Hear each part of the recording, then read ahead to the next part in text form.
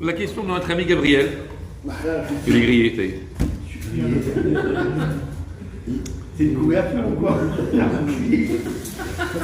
C'est une couverture en cachemire. À laquelle on va répondre, et ce sera les Aïn Mishmat, Messarouda Bathana. Allez, Hachalom. La question, est-ce que, puisqu'on dit souvent, enfin, pas qu'on le dit, c'est que c'est comme ça la réalité, c'est que Abraham, Yitzhak et Yaakov sont chacun marqués sous le sceau d'une mida. Abraham incarne le chesed, la bienveillance, la bonté. Yitzhak, la rigueur, la gvoura. Et Yaakov, alors, on va dire la Torah, le Emet, la vérité, la shlemut, tiferet, l'harmonie entre chesed et gvoura, entre bienveillance et rigueur. Et donc c'est la shlemut, la complétude, le shalom, bref.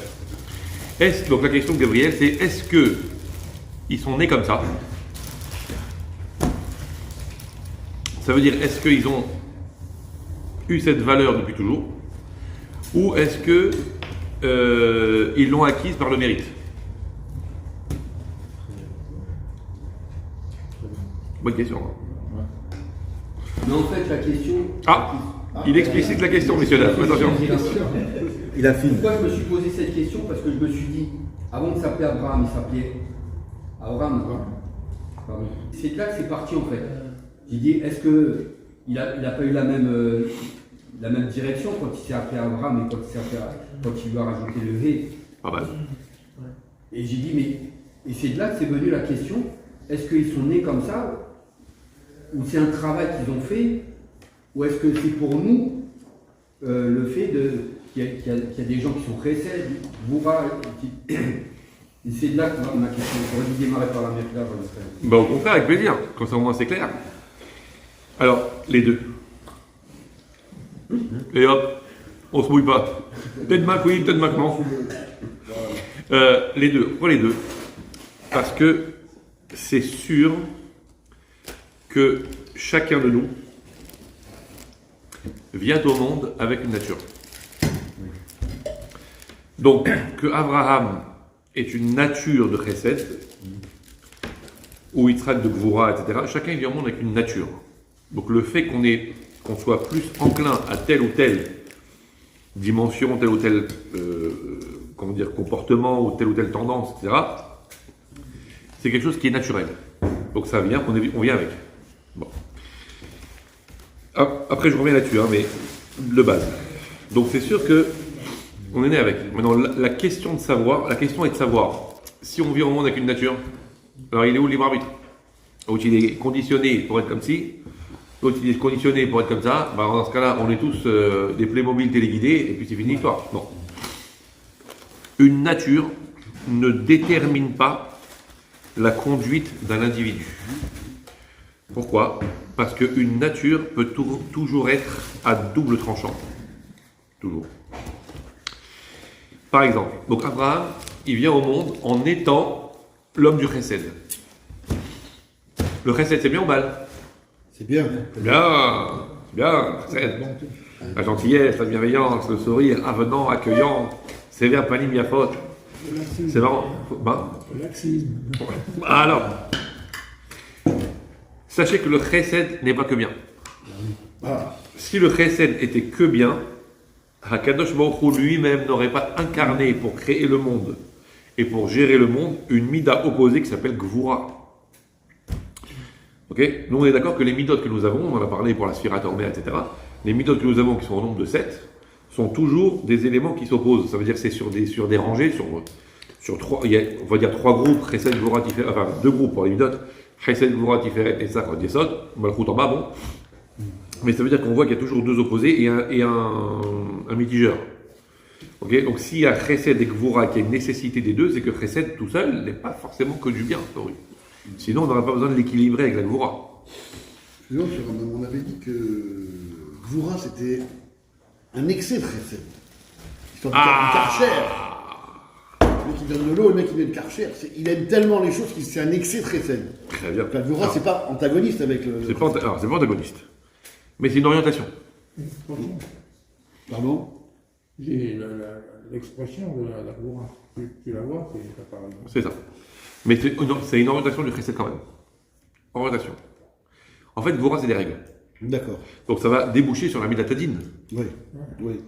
Vous voyez, quand vous voulez que quelqu'un se réinsère, Tagibor, ouais. voilà, quand vous voulez que quelqu'un se réinsère, quand vous voulez que quelqu'un progresse dans la société, vous avez un délinquant, si on est bienveillant avec lui et on le laisse courir les rues, bon, premièrement, on met la société en danger. D'ailleurs, il n'y a qu'à voir. Hein. Donc d'abord, on met la société en danger, et puis en plus de ça, lui aussi. On n'a aucune chance d'amener quelqu'un vers le bien, c'est quand il fait du mal, on lui dit « Hazard, c'est bien, continue frérot ». Donc la Gvura, c'est en fait une orientation du chesed. C'est plus encore de chesed, qu'on va dire justement quand on a parlé de ça, que plus la personne est loin et plus elle a besoin qu'on l'aide et qu'on l'oriente parce qu'elle est paumée, à tel point paumée qu'elle fait n'importe quoi de sa vie, qu'on va avoir encore plus de bienveillance à son égard, mais cette bienveillance à son égard va se traduire par de la rigueur, par de la justice, par des des sanctions, des peines de ceci, de cela. Parce que justement, le but est de le ramener sur le droit chemin, donc de réorienter le chesed. Maintenant, à part ça, donc est-ce que le chesed c'est bien? On a vu il n'y a pas très longtemps, on en a déjà parlé, dans la paracha de Kedoshim, ça fait pas si longtemps. Paracha de Kedoshim qui prend la suite immédiate de la paracha d'Acharemot d'ailleurs, où on parle là-bas de tous les interdits au niveau des mœurs. Celle-là, tu n'approches pas, celle-là, tu passes ton chemin, celle-là, tu touches pas, etc. etc. T'as compris? Donc, interdiction de l'adultère, de l'inceste, etc. Et dans la liste de la paracha d'Acharemot, de toutes les harayot, donc toutes les femmes interdites, dans la paracha de Kedoshim, on en reprend quelques-unes. Et à un moment donné, on parle de l'une d'elles, peu importe laquelle, même si on sait très bien de quoi on parle, mais peu importe, c'est pas le sujet. À un moment donné, on dit voilà, cette personne-là, qui est une de tes proches, tu t'approches pas. Ouais. Paradoxalement. Ok? Tu t'approches pas. Chesed. Si tu, shalom, de l'inceste ou quoi, que Dieu préserve, c'est chesed. Comment on traduit en français? Regardez la traduction. C'est traduit, c'est une abomination. Qu'est-ce que c'est que ça? Chesed ou, ça veut dire Chesed ou, alors ou, ça veure dire c'est apostrophe EST. C'est un chesed. D'accord. Depuis quand le chesed est une abomination? Oui. Un contresens. Pardon? Ça fait un contresens. Je crois, d'où la question. Donc c'est quoi chesed ici? En fait, alors c'est ça le problème. La notion de chesed égale la notion de proximité. Okay? Quelqu'un qui est chesed, qui est bienveillant, qui est plein de bonté, par définition, il va être avenant, il va être proche. Mais dis-moi, papa, de ça, c'est bien d'être proche, et de ça, c'est mal d'être proche, mais ça reste de la proximité. C'est du chesed, mais c'est du chesed qui est mal géré. C'est du chesed qui va dans la mauvaise direction. Ok? Ça veut dire que, oh, shalom, shalom. Ok? Donc c'est du chesed qui va dans la mauvaise direction. Ça marche? Il y a différents niveaux de proximité, d'affection, fonction de qui on est. Voilà, on a de l'affection pour son épouse, on a de l'affection pour sa famille, on a de l'affection pour sa mère, pour sa fille, pour ses amis. Mais il faut juste mettre l'organigramme dans le bon sens. Ça veut dire que c'est géré dans le sens où on n'aime pas celui-ci comme on aime celui-là, on n'aime pas celle-ci comme on aime celle-ci, c'est pas la même chose. Donc ça veut dire qu'à partir de là, le chesed, c'est aussi une dimension de gestion pour le mettre du bon côté. Si c'est un chesed dévoyé, c'est le cas de le dire, ça veut dire qu'il part sur la mauvaise voie, et ben ça devient abominable. Parce que c'est un contact qui n'a pas lieu d'être, c'est une relation qui n'a pas lieu d'être, et c'est une dimension de chesed qui est rédhibitoire. Donc c'est chesed. Donc le problème, c'est pas qu'Abraham Avinu, il est né, c'est facile, il est né chesed. Ah oui, il est né chesed, ouais. Il est né chesed, donc ça veut dire qu'en naissant chesed, il aurait pu aussi être ce chesed dévoyé et devenir un débauché. Donc le fait qu'il soit né chesed, parce que c'est comme ça son attribut, on va dire, ça n'empêche pas qu'il a fallu un très grand travail pour que grâce à son libre arbitre, il utilise ce chesed pour ne faire que du bien et pas chas v'shalom le contraire. Ça c'est le premier point. Yitzhak pareil, la Gvura. La Gvura, c'est la rigueur. Mais la rigueur mal gérée, c'est quoi? C'est du terrorisme. Le terroriste, de la rigueur l'Algérie. Je suis pas content de quelque chose, ah ça va pas se passer comme ça. Et le mec il va jusqu'au bout, il peut couper l'autre en morceaux s'il veut. Mais oh, il y a des limites, ça va, un peu de compréhension. Oh non, moi, rigueur, jusqu'au bout. Mais un pays où c'est la rigueur jusqu'au bout, c'est une dictature assassine. C'est la rigueur aussi. Ah ben, c'est bien la rigueur. Regardez, dans les sociétés dans lesquelles il manque la rigueur, c'est l'impunité, c'est l'anarchie. Donc voilà. Oui, mais la rigueur, ça ne veut pas dire qu'on va devenir un criminel. Donc pour être rigoureux, mais rigoureux chassid, ça veut dire d'être rigoureux pour le bien de l'autre et pas pour l'éliminer. C'est aussi un travail. Donc le fait que Yitzhak il soit né sur le thème, la tribu de la Gvoura, ça ne veut pas dire pour autant qu'il était prédestiné à être un tzaddik. Il aurait pu être un gibor tordu. Vous comprenez? Comme on voit par exemple, Aïssa, par exemple, Al-Harbe Khatiri. Tu iras par ton épée. Ishmaël, un peu la même chose dans le chesed d'Abraham. Il a pris le mauvais côté du chesed d'Abraham et le côté de la rigueur négative. Et Aïssa, la même chose. Il a pris le mauvais côté de la Gvoura de Yitzhak, pardon, et le mauvais chesed d'Abraham. Bon, toujours est-il que donc ça veut dire que ça ne détermine pas. Ça c'est le premier point. C'est-à-dire que le chesed, c'est pas parce qu'on a une âme de chesed, entre guillemets, que ça détermine pour nous que ce chesed sera du bien. Ça peut être naturellement le contraire.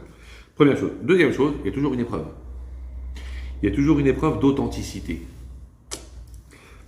On a vu hier soir que Abraham Avinu, quand il a demandé la vieillesse, Akadosh Baruch Hu, il a dit, j'ai bien vu Abraham, que ton chesed, c'est un vrai chesed, et c'est pas de la hanifout. Faire du chesed, encore faut-il que ce soit émet. Pourquoi? Parce qu'on pourrait faire du chesed avec quelqu'un, parce que on attend de lui quelque chose. On veut se faire copain avec lui. Par exemple, je vais faire du chesed avec un milliardaire. Je sais que c'est sympa d'être copain avec un milliardaire, ça peut toujours servir. Ça s'appelle minauder. Donc, minauder. Oh, très bien, Razak. Donc ça veut dire, je vais faire du chesed, je vais être gentil, je vais être bienveillant, mais parce que j'attends en retour quelque chose. Donc finalement, je ne fais pas du chesed avec lui. Je suis en train de préparer un chesed avec moi. Ok, je fais un calcul dans le sens où en fait, je fais un investissement. Un investissement, c'est pas du chesed, c'est un investissement. Un investissement, on attend un retour sur investissement. Donc déjà encore la deuxième épreuve, c'est pas parce que le chesed, on a du chesed à outrance, que ce chesed est forcément une mitzvah. Si c'est un chesed intéressé, avec une arrière-pensée que à la fin ça va me revenir dessus, c'est pas du chesed chez les médecins. Donc c'est pas du chesed, c'est autre chose. Ou alors c'est du chesed avec soi-même. La gvoura, la même chose. Des fois on est coercitif, on est rigoureux, par exemple avec les enfants. Ah, c'est pour son bien. L'autre il soulage ses lèvres. C'est pour son bien. Okay. Un homme, il sait toujours quand est-ce qu'il fait du chesed avec son Yetzirara et quand est-ce qu'il en fait du... Évidemment. Enfin, au fond, alors peut-être que son Yetzirara le baratine pour lui faire croire que c'est bien. Mais au fond de lui, on ne peut pas se baratiner à 100%. C'est impossible. Au fond de lui, c'est très bien. Parce que quand on se met en colère ou quand on s'énerve avec quelqu'un, va ressurgir. Voilà. Après, il y a le chesed du dépendant affectif. De celui qui se sent obligé de faire du bien, parce que grâce à ça, il se fait valoir et qu'il se fait copain avec tout le monde, parce qu'il est dépendant affectif. Ben oui. Donc, alors, c'est pour ça la difficulté. Donc, ils sont nés avec une nature, comme nous tous, mais en fait, le principe du juif, c'est pas de contrecarrer sa nature, ça c'est pas possible d'abord, mais c'est de faire en sorte de l'orienter dans le bon sens. Ça, c'est la première question. La première réponse, pardon. Enfin, le premier élément. Maintenant, à part ça, il y a la partie émergée de l'iceberg et la partie immergée. Et vous avez déjà vu un iceberg? À part dans votre whisky. Ouais, un iceberg. Il y a les deux côtés. Quand il était sur Titanic, on l'a vu. Voilà. Alors, a priori, la partie immergée est infiniment plus grande que la partie émergée. Bon. Allez là, c'est un chenal, absolument. Ok. Donc, dans tout, c'est comme ça. Dans tout, c'est comme ça. Chacun de nous a une partie de lui-même qui est dévoilée, mais on a une partie aussi qui est enfouie et qu'on a aussi l'obligation d'épanouir. Abraham Avinu, c'est du chesed, ouais. Ça vous étonne pas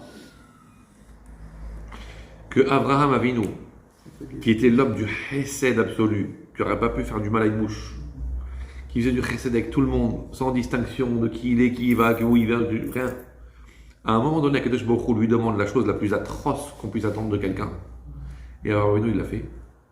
Il lui dit, prends ton fils et zigouille-le. Alors, non. Bon, je dis pas qu'il a bien dormi la nuit, hein, mais il l'a fait. C'est parce que Ashken, En plus, c'est pas qu'il il y est allé avec Simcha. c'est le veto qu'on va faire. J'aurais dû dire prends ta femme et tu. C'est un sketch de Raymond Devos, ça. Alors, non, sérieusement, comment il t'arrive à ça? Abraham Avinu s'est marié avec une femme qui était une gvoura incroyable. Sarah. Très gvoura, Sarah. Elle voit Ishmaël qui se conduit mal. Elle voit Hagar d'abord. Elle voit Hagar qui se conduit mal. Dehors. Elle voit Ishmaël qui se conduit mal. Dehors. Oh là là. Pas des Adam, hein. Gvoura. Les choses, elles sont dans les règles. Si elles ne sont pas dans les règles, comment Abraham Avinu, il a pu se marier avec son opposé? Là, je vais rassurer plein de maris, là. Même Abraham Avinu, il s'est marié avec son opposé. Mais oui, parce que le but, c'est pas de se ressembler. Bah, c'est pas pour rien que la Torah l'a interdit de se marier avec sa sœur. Hein. Bah, si le but, c'est que on se marie entre gens qui ont la même dimension, la même spiritualité, la même vision des choses, la même éducation, etc. Ben c'est pas ça le mariage. Le mariage, c'est de faire un travail sur soi. C'est pas de couler sur un fleuve tranquille. Donc tu te maries avec ton opposé, comme ça au moins, il y a du boulot. Excuse-moi, je n'ai pas écouté pourquoi c'est son opposé, j'ai pas entendu. Sarah, c'est la gvoura, absolue. Ah, d'accord. Ok? Ça rigole pas, quoi. Tu n'es pas sur la bonne ligne, dégage. Ça gagne pas, ça débarrasse. Pourtant, ils étaient de la même famille. Très intéressant. Très intéressant.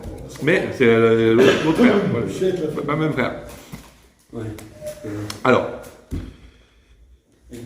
en fait, Abraham Avinu, son chesed dévoilé, cachait un potentiel de gvoura. Et tout le monde doit développer la totalité de son être. C'est pas parce qu'on est d'une dimension de chesed qu'on ne doit pas travailler sur sa gvoura pour dévoiler sa capacité de gvoura. Sarah est celle qui était censée amener Abraham à une forme de perfection en développant la partie immergée de l'iceberg qui était la gvoura que Abraham Avinu contenait mais qui n'était pas dévoilée. Et donc il a fallu tout ce travail pendant tout ce temps-là pour que Abraham devienne l'homme parfait, l'homme complet. Vous comprenez? Ça veut dire quoi complet? Ça veut dire qu'il lui manquait quelques dimensions. Et finalement, il a acquis ces dimensions. Il s'appelait Avram. Et un beau jour, il s'est appelé Avraham, comme tu as dit. Quelle différence entre Avram et Abraham? Oui. Alors, nom d'Hachem, ça c'est encore... C'est vrai. 5. Mais 5. Ça veut dire que c'est un Hamza. Oui. Je savais pas. Tout de suite. Très bien. Oh, c'est très bien que la Torah est une, hein. Très bien. Alors, le 5. Et donc, entre parenthèses, grâce à ce 5, Avram, qui avait une valeur numérique de 243, s'est retrouvé avec une valeur numérique de 248. Oh! Il a atteint une forme de perfection. 248 étant le nombre de membres du corps, ça veut dire de toute la partie active. Ok, les 365 étant les nerfs, viscères, artères, vaisseaux, qui sont en fait qui a une capacité de rétention. Les artères, ça retient, alors que les membres, c'est actif au contraire. Alors que l'autre, c'est au contraire. Donc ça veut dire que 248, c'est l'activité de l'homme. C'est-à-dire c'est une forme de perfection dans son activité. Il est devenu parfait. Okay, grâce à Abri Pila, entre parenthèses. Hein. Mais ça n'empêche pas qu'il est devenu Abraham. Il est devenu l'homme complet. Et entre parenthèses, He 5, c'est ce qu'on appelle les 5 gvurot. Il y a 5 dimensions de gvura. Tiens donc, 5 dimensions de gvura, de rigueur, qui sont possibles. C'est pour ça que alors je ne vais pas rentrer dedans, hein, mais je vous le dis, on en reparlera, à Oshana Rabbah, on frappe 5 fois les feuilles de Harava. C'est par rapport aux 5 gvurot. 5 formes de gvura. Vous avez vu au bout de la main, vous avez 5 doigts. Ouais. Pourquoi? La main, c'est chesed, c'est ce qui donne. Mais le chesed, donc comme on a dit tout à l'heure, doit être dirigé. On ne fait pas du chesed n'importe comment, avec n'importe qui, à n'importe quelle fréquence et avec n'importe quelle intensité. Donc les doigts, c'est ce qui retient. La main, c'est ce qui donne. Les doigts, c'est ce qui retient. C'est ce qui retient. Donc les doigts représentent la gvoura qu'on doit mettre au bout du chesed pour canaliser ce chesed. Combien il y a de doigts? 5. Parce qu'il y a les hegvurot, qu'on appelle 5 gvurot. Donc Abraham, il a travaillé sur lui et il est devenu l'être parfait en développant aussi sa partie opposée. Donc il a une nature, mais ça veut dire qu'il a aussi d'autres éléments qu'il doit aussi développer. Il y a des choses avec lesquelles il travaille facilement parce que c'est ça sa nature, mais c'est pas parce que quelqu'un est chesed qu'il n'a pas eu d'obligation de développer la gvura. Sinon, s'il devient encore une fois trop chesed, ça devient du Ishmaël, du Esav, ça devient autre chose que ce que je vois où il veut. Ok? Donc c'est ça l'idée, pour ça que en fait c'est pour ça qu'ils ont eu aussi du mérite d'être ce qu'ils étaient, parce qu'ils ont été ce qu'ils étaient, mais les ma'aliuta, ça va dans le sens élogieux, ils auraient pu être ce qu'ils étaient, mais dans le sens des griouta, dans le sens péjoratif. Juste pour avoir une idée précise du concept, si vous envoyez par forme de voix, juste pour avoir une idée, pour savoir ce que ça veut dire, une forme de voix. Ah, faut revenir en deuxième semaine.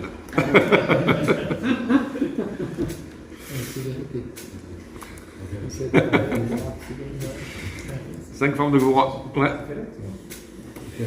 C'est pour ça qu'il y a 5. C'est pour ça qu'il y a aussi, entre parenthèses, 5 formes de prononciation.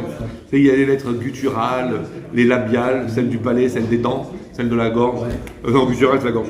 Okay, donc il y a 5 formes d'articulation. C'est pareil. La parole, c'est le chesed, c'est ce qui permet de distribuer aux autres. Mais la prononciation, c'est la gvura. Parce que si on faisait que du chesed sans gvura, on parlerait comme ça. Parce qu'il n'y aurait pas de filtre et de réduction. En fait, c'est quoi la prononciation? C'est réduire l'intensité, c'est donner une forme à la parole, c'est de parler avec la bonne vitesse, de parler avec la bonne intention, la bonne direction. C'est en fait de la gvura. C'est de la rigueur qui canalise la parole. Si une parole n'est pas canalisée, on parle comme Tarzan. Ok? Donc pareil, il y a 5 formes de prononciation. Comme il y a 5 doigts, c'est-à-dire la gvura qui est au bout du chesed. Et après, on aura l'occasion d'étudier c'est quoi ces 5 formes. Inch'Allah. 14 phalanges. Hazak, c'est Yad, fois 2, Koach. Hazak. Non mais c'est marrant. Yad. 14. Tu veux Darba?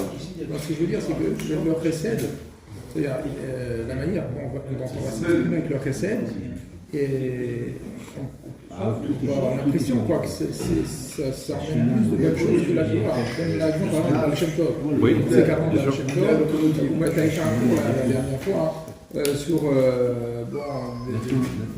des gens, il est faux, je veux dire, mais qui regardaient que la halakha, que le strict. Après, on a une relation avec le prochain qui est. Tu vois ce que je veux dire? C'est difficile. Comme le Shem Tov, il a envie de chesed, ça veut dire faire peur aux gens. Et bon, on a l'impression que c'est mieux quand même. Bien sûr. Alors attention. Sans que l'autre, il faut la halakha. Voilà, mais attention, Baal Shem Tov, c'est pas une bisounours, hein, Réavdier. Oui, non, évidemment. Mais c'est évident que le Baal Shem Tov, le premier, c'est lui qui va faire la halakha comme il faut. Non, c'est évident. Mais même dans son rapport à l'autre, ne croyez pas que le Baal Shem Tov, comme le Rabbi aujourd'hui, le Rabbi bienveillant, ne croyez pas, bien sûr, croyez. On voyait comment il accueillait tout le monde avec bienveillance. Mais le Rabbi était un homme très carré. Très carré. C'est-à-dire le dernier qu'il a vu arriver avec 1 seconde de retard au minyan, il n'est pas jeune. Hein. Donc c'est-à-dire qu'il est très carré à tous les niveaux. Une fois, il devait faire Chavrota avec quelqu'un. Il avait fixé qu'ils allaient étudier ensemble à partir de maintenant, un temps dans la semaine.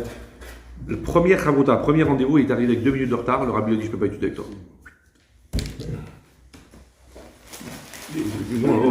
Chavrota, c'est sérieux. Et les tzadikim, ils sont comme ça. Bien sûr. Ils sont très faibles, mais ils ont le gvura dans le temps. Bien sûr. Une fois, il est parti visiter les endeuillés. Et donc, ils ont dit qu'on va venir chez eux. Après, ils ont dit: Rabbi, on va faire Arvit. Faites Arvit avec nous. Il dit: non, si je fais Arvit ici, ça va retarder tout mon fédère. Ça va déboulonner tout l'organigramme de ma journée. C'est-à-dire, c'est atomique. Atomique. Jusqu'à 4h du matin. C'est recevoir des gens la nuit. Donc, il y a gvura, mais tu ne peux pas savoir. C'est carré. Une fois, les Bachorim, c'est pour l'époque de Hétévek, là, quand ils sont sortis pour voir ce qui se passait, etc. Il les a enguirlandés parce qu'il dit: comment un Bachour, il sort de son cédère, la yeshiva, même pour venir voir ce qu'il fait le Rabbi, il ne doit pas quoi. Donc, c'est-à-dire très très carré. Maintenant, ça n'empêche pas que cette bienveillance, en fait, aujourd'hui, regardez, aujourd'hui, on parle de l'éducation bienveillante. Un des exemples de la différence entre l'éducation bienveillante et l'éducation, je ne vais pas dire malveillante, mais traditionnelle de nos grands-parents, hein, c'est l'enfant il fait une bêtise. Qu'est-ce que t'as fait? Mais c'est pas possible! Tu comprends rien! T'es nul ou quoi? C'est pas beau ce que t'as fait! Ok? Ce que certains ont pu entendre hein, dans les générations précédentes. Aujourd'hui, on va dire à un enfant, mais comment une bombe atomique comme toi, un bon garçon, tellement gentil, t'es tellement intelligent, tu comprends tellement bien les choses, comment tu peux avoir une conduite pareille qui est tellement loin de ce que tu es? Ok? Dans les deux cas, l'enfant il va se sentir mal et il va comprendre que ce qu'il a fait c'est très mal. Mais dans un cas, il va être dans une forme d'implosion, où il va être détruit dans le sens où il va penser qu'il ne vaut rien. Et dans un autre cas, il va penser qu'il est tellement grand, donc dans une dimension de construction, qu'il n'a rien à faire à flirter avec ses lourdeurs. Mais au final, c'est aussi de la rigueur, parce que d'abord c'est de la construction, et en plus de ça, c'est de faire prendre conscience à l'enfant que ce qu'il a fait, c'est mal. Donc ça va générer chez lui quand même un sentiment de regret. Donc je vais arriver au même truc où ça veut dire quelque part je l'ai sanctionné dans le sens où je ne l'ai pas laissé faire en lui disant c'est bien mon fils, continue. Ok, donc bien sûr que c'est mal, bien sûr que je l'arrête, parce que rigueur c'est quoi? C'est de canaliser. Rigueur c'est de faire en sorte de créer une route de laquelle l'enfant en question ne peut pas s'échapper ni à droite ni à gauche et il va comprendre que c'est ça la ligne. Ok, mais non, il y a plusieurs façons de faire. Donc l'éducation bienveillante dont on parle, ça ne veut pas dire le laxisme, hein. Parce que si c'est du laxisme, alors on dit voilà, le chesed c'est mieux que la gvoura. Je suis d'accord qu'a priori, c'est mieux une société gâtée qu'une société qui se sent fliquée toute la journée et que le premier qui bronche, il prend une décharge de calage dans la tronche. Évidemment, mais tachles, à long terme, une société d'impunité, une société de bienveillance à outrance, où le type il fait les pires atrocités, au lieu de le mettre en tôle, on lui tape sur la joue en disant « tu recommences pas ». Regardez ce que ça donne. C'est ça le problème, c'est que quand le problème il est à la racine, tu dis bon c'est pas grave, il est jeune, il est jeune, on verra quand il sera plus grand. Mais une fois que le truc il est gravé dans le marbre, tu vas faire quoi après? Donc le problème il est là. Donc la bienveillance à outrance, non. Mais attention, ça ne veut pas dire que pour son bien, il faut le couper en morceaux. On n'est pas en train de dire ça. Donc c'est exactement le même principe. Ok? Donc Chesed et Gvoura, ça s'équilibre. Ça marche? Et Yitzhak, à l'inverse, la Gvoura, c'est marié avec qui? Avec Rivka, qui était tellement pleine de chesed qu'elle a donné à boire à tout le monde avec les chameaux et tout. C'est incroyable, non? Parce que Yitzhak, il avait lui aussi une gvoura apparente, qui était sa nature, mais ça veut dire qu'il fallait encore qu'il équilibre en développant son chesed potentiel grâce à Rivka. Oui, donc donc rassurez-vous messieurs, nos avots se sont mariés avec leur opposé. Ah. Et donc ça a donné l'équilibre différé. C'est ça. Exactement. Ça, le différé. À la fin, il a fallu 2 générations pour tout affiner. Mais effectivement. Mais le pire ennemi du crayon, c'est le taille-crayon. Ah ouais, bien sûr. Et pourtant, le crayon n'atteint sa perfection. Ah oui. Gold. Gum. Non, oui, alors, c'est pas le pire ennemi du crayon, ça c'est l'hypocrite la gomme. Elle attend que le crayon soit parti pour lui faire un coup dans le dos. mais l'ennemi, ça veut dire celui qui rentre en confrontation, c'est le taille-crayon. Et pourtant, le crayon n'atteint sa perfection que quand il est passé par le taille-crayon. Vous comprenez? Je vous dis, tu veux me ratiboiser? Alors il y a celui qui dit à sa femme, tu veux me ratiboiser, t'es toujours en train de me contredire, t'es toujours là. Je suis ton taille-crayon. Je te fais les oreilles en pointe, comme ça tu pourras écrire plus droit. Vous comprenez? C'est ça qui est merveilleux. Donc voilà l'idée. Ai-je répondu à la question? Oui. Bon, chef.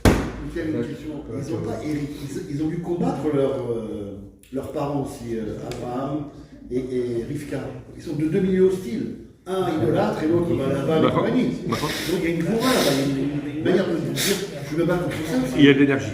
Ah, c'est de l'énergie. Il y a de l'énergie. Alors c'est de l'énergie emprisonnée. Ah. Dans le mal, il y a de l'énergie dans le mal. Ouais, bien sûr.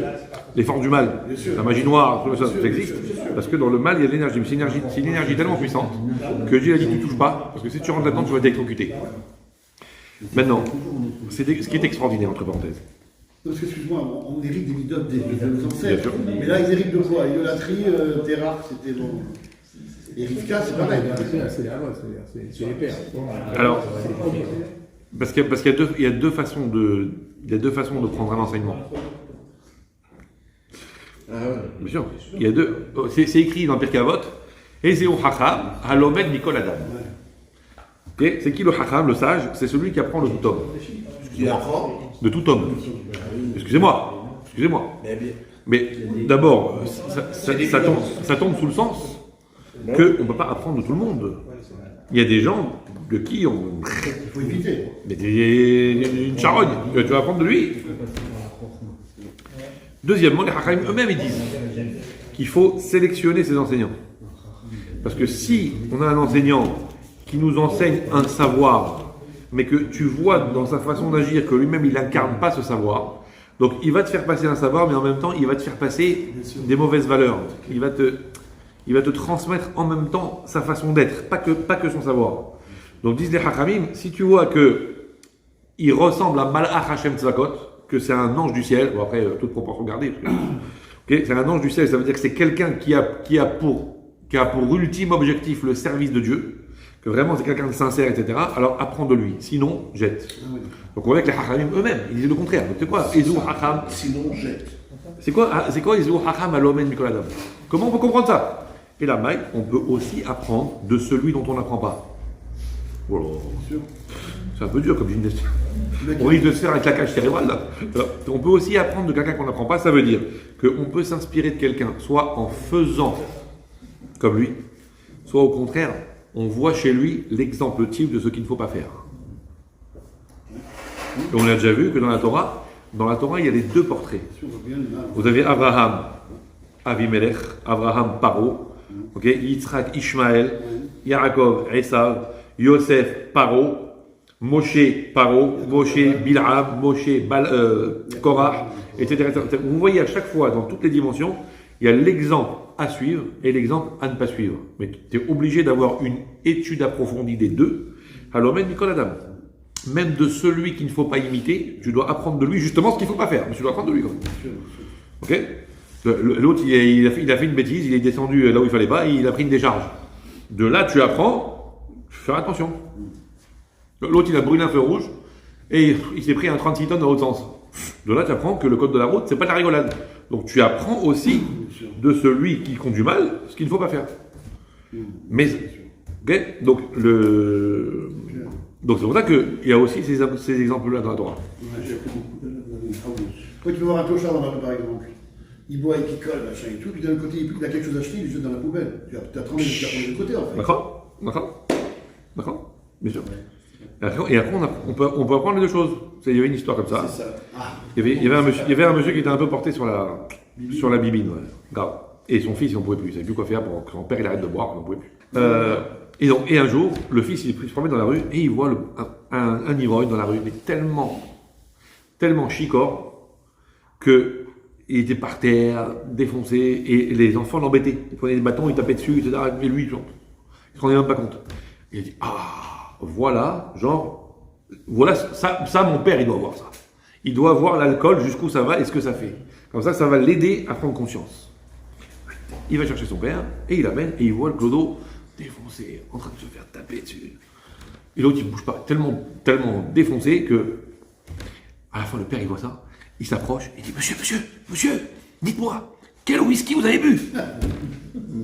Au lieu de regarder le côté qu'il fallait regarder, lui, il a dit, c'est beau d'être défoncé comme ça, à ce point, qu'on lui tape dessus, il sent rien tellement. C'est pas possible. Dites-moi, qu'est-ce que vous avez bu? C'est magnifique. Dites-moi la marque, je vais acheter la même. Vous comprenez? Donc, ça veut dire qu'on pourrait aussi, même devant le spectacle le plus atroce, être éclaboussé par les mauvaises choses et apprendre le côté négatif de la chose au lieu d'apprendre le côté positif. Vous comprenez? Et c'est pour ça qu'il faut faire attention. Parce que, regardez, par exemple, un enfant, on ne le met pas devant n'importe quel spectacle, parce que même si tu vas me dire, oui, mais il y a une leçon de morale dans le Walt Disney,